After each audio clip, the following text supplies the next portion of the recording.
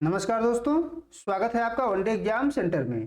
दोस्तों, आज के वीडियो में हम लोग बीए थर्ड सेमेस्टर हिंदी से संबंधित 30 महत्वपूर्ण बहुविकल्पीय प्रश्नों के चौथे प्रैक्टिस सेट का अध्ययन करेंगे। इसके पहले हम लोगों ने 3 प्रैक्टिस सेट का अध्ययन कर लिया है। यह आपका चौथा प्रैक्टिस सेट है और चौथा प्रैक्टिस सेट आपके सिलेबस में जो अन्य गतिविधियां लगी हुई हैं, इन्हीं अन्य गतिविधियों पर आधारित है। चलिए बिना देर के प्रश्नों की प्रैक्टिस शुरू करते हैं। आपका पहला प्रश्न है, मेरा परिवार किस विधा की रचना है? ए है रेखाचित्र, बी है संस्मरण, सी है यात्रा वृत्तांत और डी है जीवनी। यहाँ पर ए ऑप्शन सही हो जाएगा। मेरा परिवार रेखाचित्र विधा की रचना है और इसकी रचना महादेवी वर्मा के द्वारा 1972 ईस्वी में किया गया था। दूसरा प्रश्न है, महादेवी वर्मा ने गिल्लू नाम किसका रखा है? आपको बता दें, गिल्लू महादेवी वर्मा का एक रेखाचित्र है। आपको बताना है कि गिल्लू नाम किसका है। ए है खरगोश का, बी है गिलहरी का, सी है कौवे का और डी है मोर का। यहाँ पर बी ऑप्शन सही हो जाएगा। गिल्लू जो नाम है वह एक गिलहरी का नाम है, तो दूसरे का बी ऑप्शन यहाँ पर सही हो जाएगा।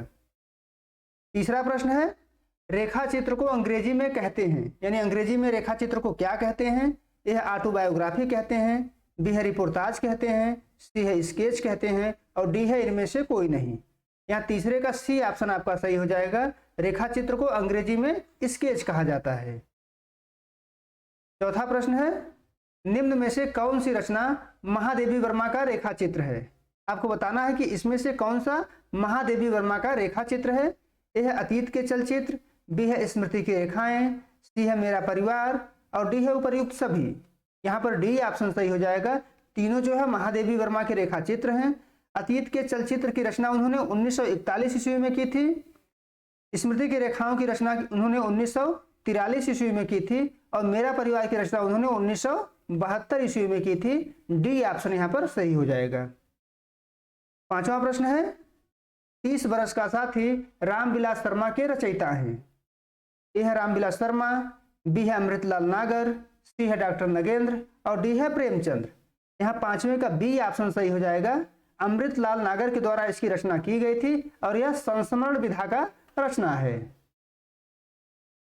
छठा प्रश्न है, हिंदी का प्रथम संस्मरणकार किसे माना जाता है? ए है महादेवी वर्मा को, बी है श्री राम शर्मा को, सी है पदम सिंह शर्मा को और डी है मनमनाथ गुप्त को। यहाँ छठे का सी ऑप्शन आपका सही हो जाएगा। हिंदी के प्रथम संस्मरणकार हैं पदम सिंह शर्मा और इनके द्वारा 1929 में पद्म पराग नामक संस्मरण की रचना की गई थी और यहीं से हिंदी में संस्मरण का शुरुआत माना जाता है। सातवां प्रश्न है, निम्न में से कौन सुमेलित नहीं है? एक तरफ संस्मरण का नाम है, दूसरे तरफ उसके रचयिता का नाम है। आपको बताना है कि निम्न में से कौन सुमेलित नहीं है। ए है पथ के साथी, महादेवी वर्मा का है, सुमेलित है। बी है वे दिन वे लोग, शिव पूजन सहाय का है, यह भी सुमेलित है। सी है स्मृत लेखा अज्ञे का है, यह भी सुमेलित है। यानी ऊपर के जो तीनों हैं सुमेलित हैं। बच गया है डी ऑप्शन। डी ऑप्शन आपका सुमेलित नहीं है क्योंकि औरों के बहाने यह विद्यानिवास मिश्र का नहीं है बल्कि राजेंद्र यादव का है। विद्यानिवास मिश्र का जो संस्मरण है उसका नाम है चिड़िया रैन बसेरा। तो ये डी ऑप्शन यहाँ पर सातवें का सही हो जाएगा। आठवां प्रश्न है, कलम का सिपाही किसके ऊपर लिखी गई जीवनी है? किसके ऊपर कलम का सिपाही लिखा गया है? ए है प्रेमचंद के ऊपर, बी है अमृत राय के ऊपर, सी है दिनकर के ऊपर और डी है प्रसाद के ऊपर। यहाँ आपका आठवें का ए ऑप्शन सही हो जाएगा। कलम का सिपाही जो जीवनी है वह प्रेमचंद के ऊपर लिखा गया है और लिखने वाले उनके पुत्र हैं अमृत राय जो 1962 में इसको लिखे थे। नौवां प्रश्न है, कलम का सिपाही को कौन सा पुरस्कार प्राप्त हुआ था? यह है व्यास सम्मान, बी है साहित्य अकादमी सम्मान, सी है ज्ञानपीठ सम्मान और डी है इनमें से कोई नहीं। यहाँ पर आपका बी ऑप्शन सही हो जाएगा। कलम का सिपाही को 1963 ईस्वी में ज्ञानपीठ पुरस्कार साहित्य अकादमी पुरस्कार मिला हुआ था। तो 9वें का बी ऑप्शन यहाँ पर आपका सही हो जाएगा। 10वां प्रश्न है, आवारा मसीहा के रचयिता हैं। आवारा मसीहा एक जीवनी है। आपको बताना है कि इसके रचयिता कौन है। ये है मदन गोपाल, बी है रामविलास शर्मा, सी है विष्णु प्रभाकर और डी है शांति जोशी। यहाँ पर आपका सी ऑप्शन सही हो जाएगा। विष्णु प्रभाकर आवारा मसीहा की रचना किए थे।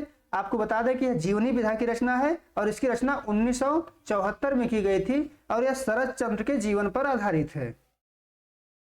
11 नंबर प्रश्न है, प्रेमचंद घर में किस विधा की रचना है? यह आत्मकथा है, बी है जीवनी है, सी है रिपोर्टाज है और डी है संस्मरण है। यहाँ पर 11 का बी ऑप्शन सही हो जाएगा, जीवनी है, जो प्रेमचंद के ऊपर प्रेमचंद की दूसरी पत्नी शिवरानी देवी के द्वारा 1944 ईस्वी में लिखा गया था। 12 नंबर प्रश्न है, रिपोर्टाज किस भाषा का शब्द है? यह है फ्रांसीसी, बी है जर्मन, सी है ग्रीक और डी है लैटिन।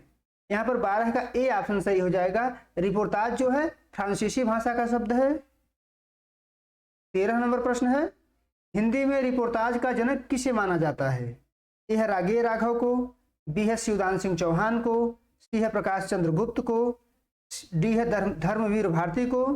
यहाँ पर आपका सही उत्तर हो जाएगा ऑप्शन बी, यानी शिवदान सिंह चौहान को हिंदी में रिपोर्टाज का जनक माना जाता है।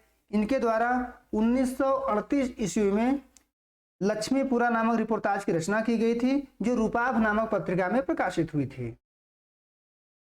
14 नंबर प्रश्न है, ऋण जल धन जल के रचयिता हैं, इसके द्वारा ऋण जल धन जल की रचना की गई थी? यह विवेकी राय के द्वारा, बी है फणीश्वर नाथ रेणु के द्वारा, सी है उपेंद्र नाथ अस्य के द्वारा और डी है रागेय राघव के द्वारा। यहाँ 14 का आपका बी ऑप्शन सही हो जाएगा, फणीश्वर नाथ रेणु के द्वारा ऋण जल धन जल की रचना की गई थी। इसकी रचना फणीश्वर नाथ रेणु ने 1977 ईस्वी में किया था। आपको बता दें कि यह रिपोर्टाज विधा की रचना है। 15 नंबर प्रश्न है, ऋण जल धन जल का आशय है? ए है बाढ़, बी है सूखा, सी है दोनों और डी है दोनों में से कोई नहीं। यहाँ पर सी ऑप्शन सही हो जाएगा, ऋण जल का आशय होता है सूखा और धन जल का आशय होता है बाढ़, यानी ऋण जल धन जल का आशय बाढ़ और सूखे से है, तो 15 का सी ऑप्शन आपका सही हो जाएगा। 16 नंबर प्रश्न है, फणीश्वर नाथ रेणु का जन्म कब हुआ था? ए है 1921 में, बी है 1922 में, सी है 1923 में और डी है 1924 में। यहाँ पर ए ऑप्शन आपका सही हो जाएगा, फणीश्वर नाथ रेणु का जो जन्म है वो 1921 ईस्वी में हुआ था। 17 नंबर प्रश्न है, निम्न में से कौन रेणु जी की रिपोर्टाज है? ए है नेपाली क्रांति कथा, बी है श्रुत अश्रुत पूर्व, सी है एकलव्य के नोट्स और डी है उपर्युक्त सभी।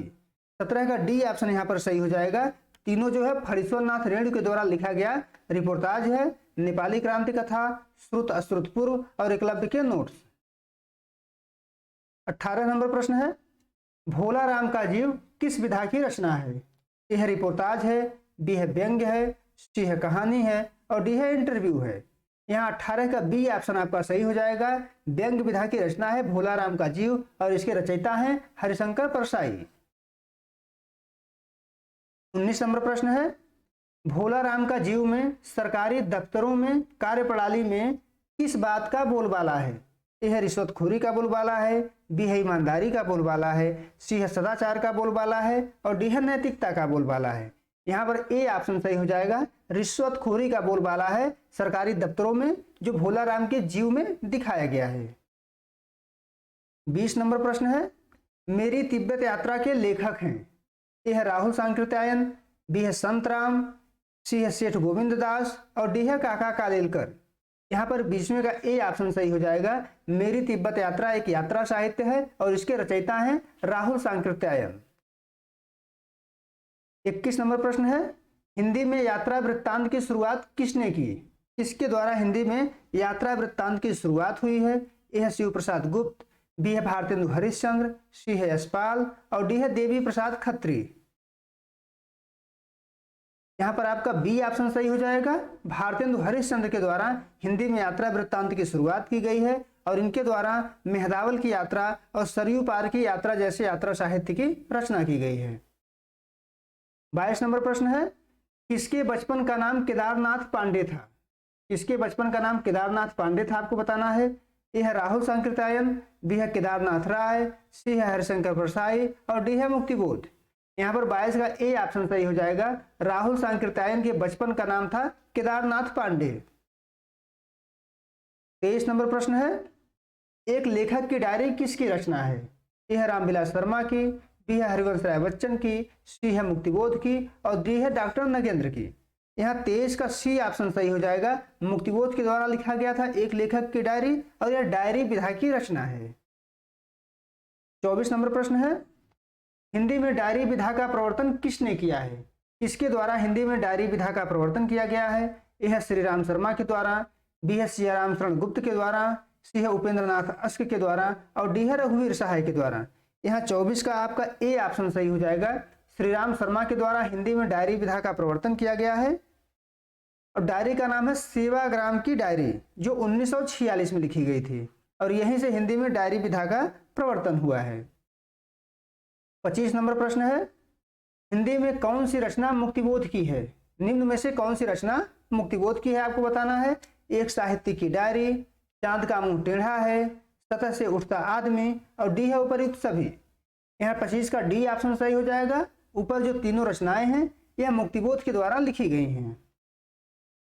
26 नंबर प्रश्न है, हिंदी में इंटरव्यू विधा के प्रवर्तक हैं। हिंदी में इंटरव्यू विधा के प्रवर्तक कौन है आपको बताना है। ए है प्रभाकर माचवे, बी है बनारसी दास चतुर्वेदी, सी है पदम सिंह शर्मा और डी है इनमें से कोई नहीं। यहाँ 26 का बी ऑप्शन आपका सही हो जाएगा। बनारसी दास चतुर्वेदी के द्वारा हिंदी में इंटरव्यू विधा का प्रवर्तन किया गया है। आगे बढ़ते हैं। 27 नंबर प्रश्न है, मैं इनसे मिला किस विधा की रचना है। ए है डायरी, बी है साक्षात्कार, सी है यात्रा वृत्तांत और डी है जीवनी। यहाँ पर बी ऑप्शन सही हो जाएगा। साक्षात्कार विधा की रचना है और यह पदम सिंह शर्मा के द्वारा लिखा गया है 1955 ईस्वी में और इसमें निराला का साक्षात्कार है। 28 नंबर प्रश्न है, जूठन किसकी आत्मकथा है। यह ओम प्रकाश वाल्मीकि की, बी है शिवराज सिंह बेचैन की, सी है तुलसीराम की और डी है इनमें से कोई नहीं। यहाँ पर 28 का ए ऑप्शन सही हो जाएगा। जूठन जो है ओम प्रकाश वाल्मीकि की आत्मकथा है और इसकी रचना ओम प्रकाश वाल्मीकि ने 1997 ईस्वी में की थी। 29 नंबर प्रश्न है, जूठन किस समस्या पर आधारित है। ए है भ्रष्टाचार, बी है अनैतिकता, सी है सामाजिक विषमता और डी है ईमानदारी। यहाँ पर 29 का सी ऑप्शन सही हो जाएगा। सामाजिक विषमता पर आधारित है जूठन। इसमें जातिवाद की समस्या को दिखाया गया है। दलित चेतना पर आधारित यह आत्मकथा है, तो 29 का सी ऑप्शन आपका सही हो जाएगा। 30वां प्रश्न है, हिंदी की पहली आत्मकथा है। आपको बताना है कि इसमें से हिंदी की पहली आत्मकथा कौन है। यह है अर्धकथा, बी है जीवन चरित्र, सी है मेरी आत्मकहानी और डी है इनमें से कोई नहीं। यहाँ पर आपका सही ऑप्शन हो जाएगा ऑप्शन यानी अर्धकथा, जो 1641 ईस्वी में बनारसी दास जैन के द्वारा ब्रज भाषा में लिखा गया था। तो 30वें का ए ऑप्शन यहाँ पर सही हो जाएगा। उम्मीद है दोस्तों आपको यह वीडियो पसंद आया होगा। आप हमारे चैनल को सब्सक्राइब करिए, वीडियो को लाइक करिए, शेयर करिए। बहुत बहुत धन्यवाद।